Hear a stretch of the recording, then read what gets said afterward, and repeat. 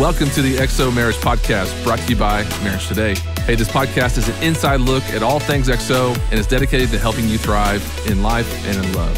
Hello, everyone. I am Brent Evans, president of Marriage Today and founder of XO Marriage. The Christmas season is upon us.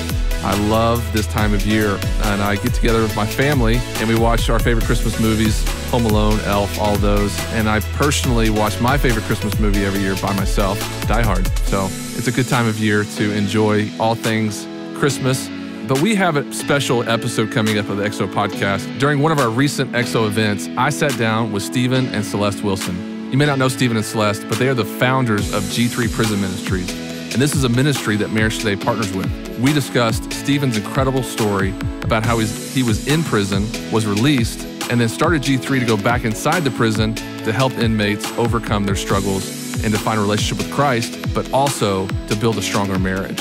And now as Christmas is approaching, we want to remember that thinking about others and all that they are going through is so important. So let's listen in to my conversation with Stephen and Celeste. Hey everybody, this is the XO podcast. We are in Austin, Texas. We're doing our last XO conference of the year here in Austin, Texas. We're excited. This is our 7th conference we've done. We've been all around the country.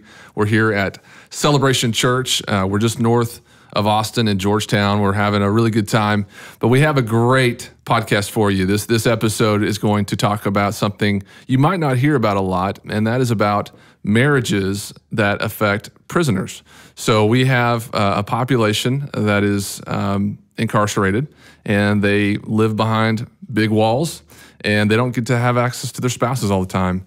And we've got a great couple here. We do have both husband and wife from G3 Prison Ministries, Stephen and Celeste Wilson. Welcome, guys, to the podcast. Thank you for having us. So you guys are y'all are doing great work, first of all, and I know that we're going to dive into the backstory, how you got into the work of prison ministry. From knowing firsthand the work that you're doing, it's a lot of hard work because you have to go into the units and visit with prisoners and inmates and really pouring into their lives and the whole system. The whole prison system and the wardens and the state and all the things you have to do to make your ministry work, it really is a selfless effort on y'all's part. So what I want to do for our audience is just briefly give them a little bit of a backstory of G3 Prison Ministries. Who are you guys? How'd you start it? And what is the mission of G3 Prison Ministries? Okay. We've been doing prison ministry. It'll be 11 years this January. We started, just she and I, just actually a year after we'd gotten married. I'm an ex-offender, so I'd been inside the walls. On the other side, I have a number. I know what it's like to wear white and go through those things. And honestly, Brent, the first day I walked into prison as an offender, my heart just went out to those men. Mm-hmm. Just the pain they were going through, the depression that I saw just in that dark place. And all of them just seemed to be hurting for their families, for their kids, and for their wives. And I immediately just started thinking, Lord, how can we meet this need? And let them come out with a new testimony in Christ and how Christ has really transformed their families. Mm-hmm. So that was my vision, and that's where my heart came from to start the ministry. I'd gone through a divorce prior to my incarceration, and so I had a broken home myself. So while I was incarcerated, I didn't have a wife walking with me. I didn't get to see my children, or my sons didn't get to come for visits and things like that, and it just broke my heart. I know what it's like just to lay there in your prison bunk and just to cry over your kids because you're in prison because of the decisions you made, but you're missing their soccer games. Mm-hmm. You're missing those PTA concerts, the things that we just laid there inside as offenders, just pouring out our hearts to God and just saying, change me because I don't want to come back. Mm-hmm. I don't want to go through this again. Mm-hmm. I want to get out and become that dad and that husband that you've called me to be and really just pour into our families. Mm-hmm. Yeah, you have time. You have so much time just to think about life and all the things you're missing. So once you get back to your family, you're hoping that you can be the father, the husband that you're supposed to be. But oftentimes you don't have the skills to do that. And so when you got back, how did you take that first step towards making a decision towards ministry? Coming out of prison is very different for everybody. It's tough in a lot of ways, getting back acclimated to things around you. Just missing all the technology changes while you're inside is huge. So it took me a couple of years really to get back on my feet. But as soon as I got out of the walls, I started trying to find places to serve and started finding churches that I could serve in. As an ex-offender that would love me and help me grow to become that man that I knew Christ was calling me to be. And how much resistance did you have with that label on you, being an ex-offender? How many people did you have to, doors did you have to knock on? How many people did you have to talk to before you found, a group that would say, hey, we want to love on you? Yes, there were several incidents that we went through, of churches that said, no, we really don't know what to do. And it's more of a fear factor or just not knowing what to do with the guys when they get out. And a lot of guys when they get out, they feel like they have a scarlet letter on them, and they're kind of shunned by society. But I always think about Jesus and what would Jesus do? In Matthew 25, he tells us to go into the prisons and see them. And so different churches reacted differently. Sure. It's just a reality out there. And like I said, I think a lot of that church, I want to say rejection, that's a bad word, but they just don't know how to reach out and minister to that demographic of people coming out of prison. Yeah, I don't know if it's rejection. It's just you're not welcome. You know how when you're somebody's house and you don't feel welcome. I could totally see there being, and I've heard of churches not being sympathetic, whether it's just not their foray. They don't have the ability to minister. It takes a certain type of pastor and a certain staff to really understand how to get somebody into a program and lead them and disciple them through. And so, yeah, I know it's not on purpose a lot of times with churches, but I just know that that's a real thing. Yes, it is. Now, I was fortunate when I got out that I had a family that I could move in with, so housing was not an issue. But finding jobs. I went several interviews, and then as soon as they saw that I'd checked the box, then they rejected me. Even though I had the qualifications, they said no because of your past. So I really wanted to look for a church that didn't care about my past. That was really more worried about where I am today and where I'm going in the future. Sure.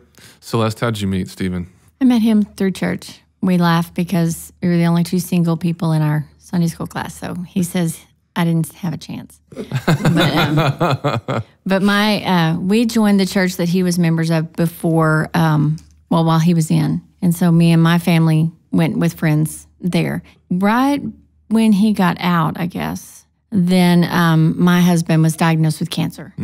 And so he passed away, and he was in our Sunday school class. And so then it just it was just one of those things that you just kind of knew. I'm not one of those that does the normal thing. I do the different. I don't want to do the same thing everybody else is doing. Sure. So for me, in my mind, that was a no-brainer. And I'm also I go for the underdog. So sure. I tell people all the time when they say, "Oh, you go into the prison? Aren't you scared?" No, I'm more scared walking in my park than I am in the prison. But I just don't see how you go in there, and I just don't see how you talk to those people and how you can hang around with those people. And I tell them the only difference between them and you is you didn't get caught. And so I say, if you want me to advertise your sin, I'm more than happy to do so. Yeah, and I think people have misconceptions about what actually it looks like inside. Too many movies, too many TV shows. If you watch the whole series Prison Break, you're going to get a bad sort of idea of what the prison system's like. However, I do know that there's maximum security prisons that do have some bad dudes in there, but those are typically not the ones that you get a lot of time with. So you met, you fell in love, you got married, and then you said you've been doing the prison ministry for 11 years. But what was the inception of that? Where was the first opportunity to go inside and to minister to?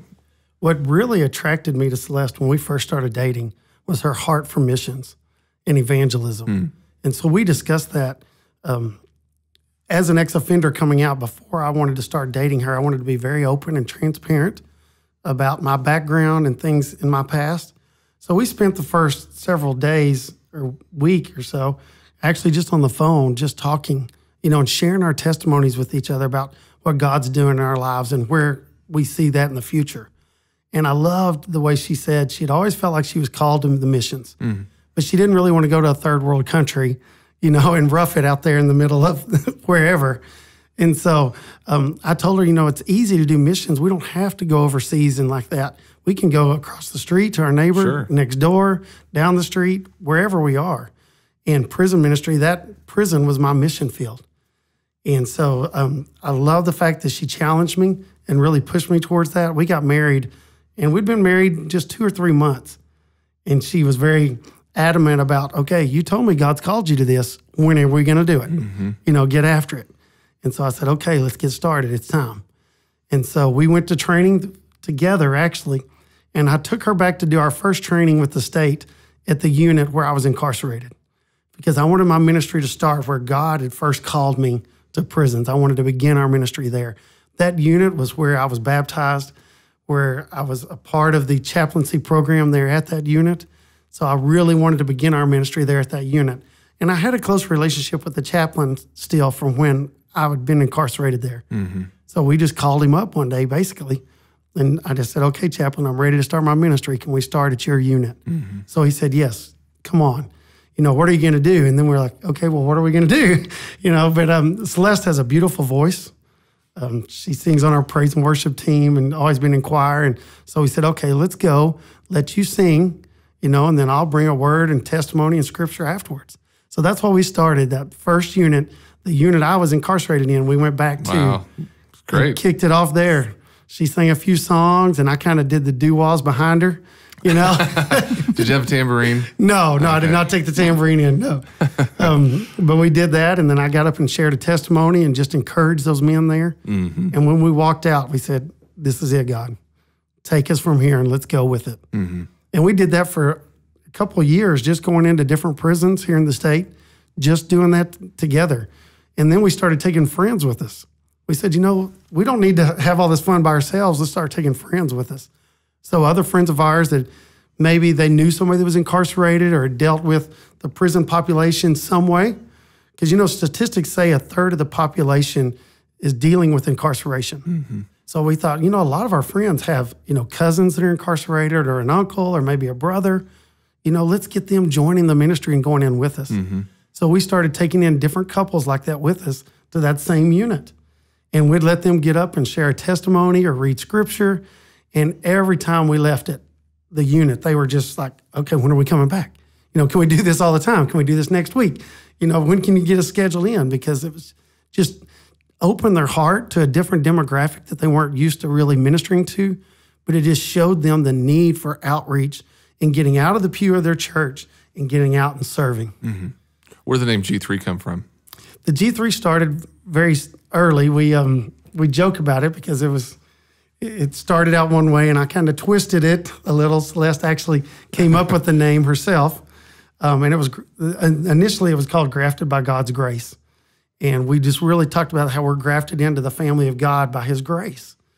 And when I went to seminary, I started changing it. I was working on my master's degree and just studying discipleship. I got my master's degree from Liberty University.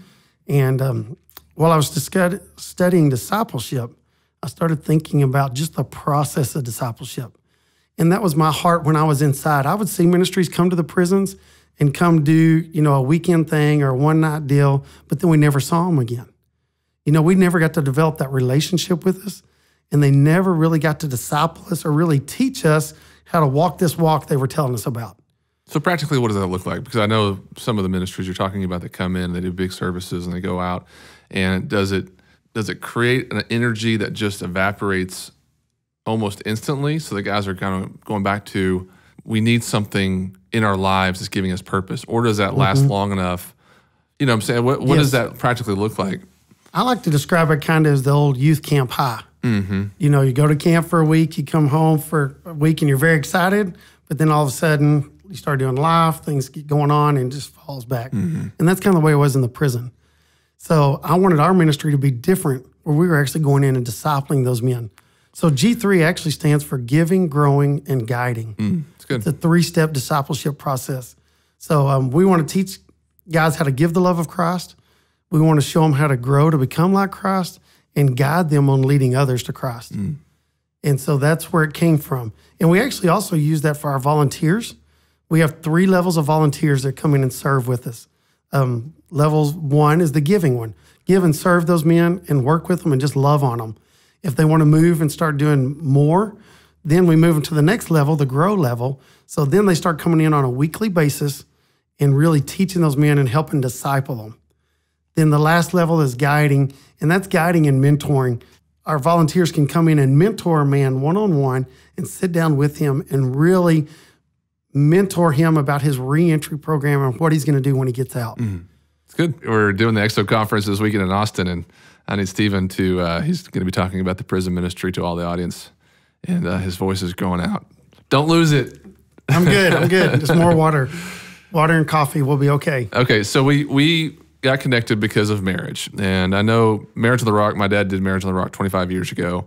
He developed it, and it's been used by hundreds of thousands of couples. And churches use it all over the country. And you took it into prisons because men need to figure out what went wrong before they got inside and how to get back on track once they get out of prison. So talk about the program that you all have for marriages, and including the EXO conference that y'all are doing. Talk about that for a while. When we started our ministry in 2008, we started very simple, like I was talking about, and did different things through the years. But in 2014, I heard your dad speak at the Gateway Conference. Okay, and he spoke a very good sermon that really just touched my life. And it was really about how, as Christians, we're built for war, to really go in those dark places and fight and be the light in those places and get those people out of those dark places so they can thrive where God's called them. And it really hit me about what we're doing and how are we doing that and how are we really discipling these men and preparing them for getting out. And that's when it hit me, marriage and parenting. You know, if we can, while we have them, if we can give them those tools they need, they just have a greater potential for success once they leave prison. And it was a very simple tool for me to use the Marriage on the Rock material. So we started going in and doing Marriage on the Rock. And it's kind of funny how we started. We started out in a women's unit first because we were going to go in and do just a regular marriage conference just on our own, you know, and us lead it. And we were talking to some of the female offenders about it, and they said, you know what, there's not very many of us that are married because we've gone through broken homes and divorces, but we really want to become that wife God's called us to be. Can you teach us how to be that wife? And so we thought, okay, let's use Marriage on the Rock. But what we thought is a lot of these girls, because they said that, they've never seen it modeled. You know, they'd never seen a healthy, strong marriage. So what we did was we developed a little funny program that we called Take a Pastor to Prison Project. Okay, so what we started doing was we started Marriage on the Rock, and we'd do week 1 of Marriage on the Rock. Then the next week, we would take a pastor and his wife in from a local church in our community and just let them share with the ladies what their marriage looked like. Great. And just model it to them. So powerful. Yeah, then we'd do the second week of Marriage on the Rock and take in a different pastor, and we did that through the whole first series. And it just blew the ladies away. We heard so many comments about a pastor and his wife. You know, they would say, you know, I had a senior adult type pastor that never showed affection towards his wife. And so they loved seeing a younger pastor, you know, holding his wife's hand or putting his arm around her or flirting with her. You know, they'd never seen those kind of things, you know, in their parents or in the marriages they had seen. And so it just opened up doors. We said, okay, this is working. You know, we started seeing those lives changed. And not only that, the Marriage on the Rock material goes through so many in-depth things, you know, where it even talks about your past, and it talks about in-laws, it talks about your parents, wounds from your past, talks about finances, talks about blended families. Marriage on the Rock material just hit every component that those ladies were really needing to know to become that wife that they were really wanting to become. And so we thought, okay, well, we've got them here, and we have a captive audience that everybody jokes about. Let's give them all the tools they need. Boy, do you. You can you can do pretty much whatever routine you want up there, and they're going to love it. They can't go anywhere either. No, they love it. But so we started doing that, and they loved Marriage on the Rock so much. We said, okay, now let's expand it to the men's unit. Well, we learned when we went to the men's unit, more of them were married than in the female unit. So we started. So let's just go stop there for a minute, because it still blows my mind that somebody would stick with a spouse once they got arrested. And then it always blows my mind, too, that people get married while they're incarcerated. So they'll meet somebody that's on the outside and they'll get married, and they don't have a traditional falling in love moment like most people do. It's done through this mechanism of the system that's put in place.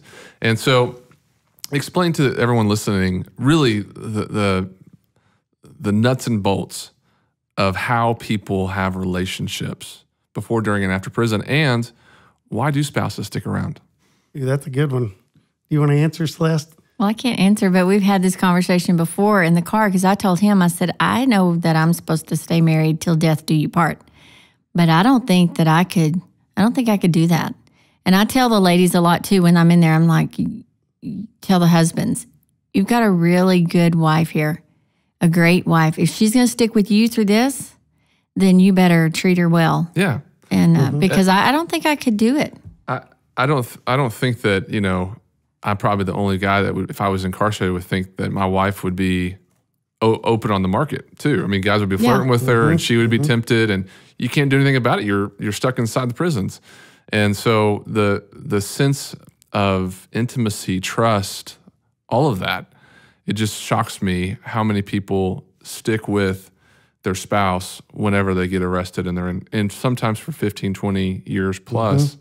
You're stealing so much time away from that relationship.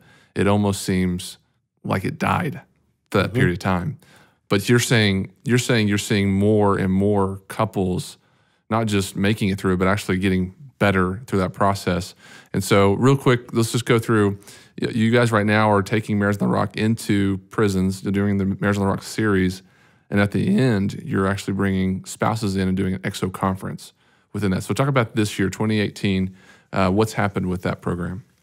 2018, so far we've done 5 EXO conferences inside. We still have 2 more to go, one in November and one in December.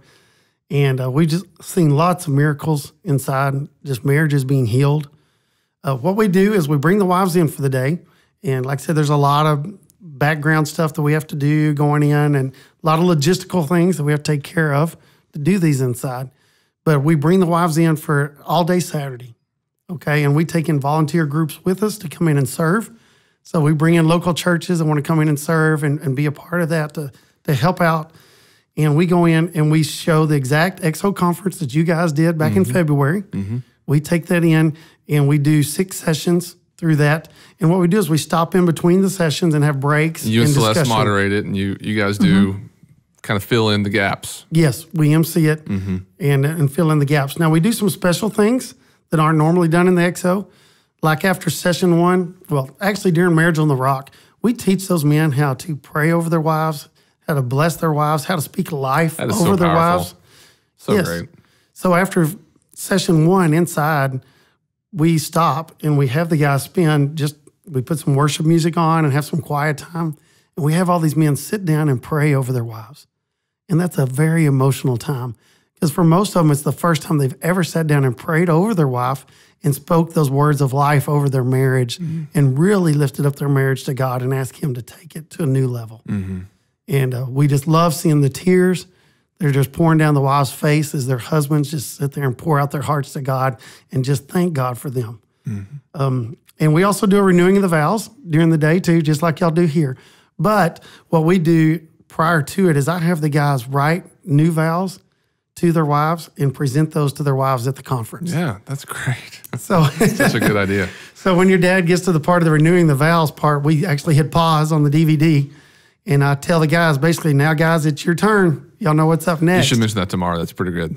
Okay. That's a pretty good, that lets, I think, people know, especially people listening, that it's not just sitting back watching a video. These guys are participating in a way that they are thinking through their words. They're thinking through what that relationship means to them.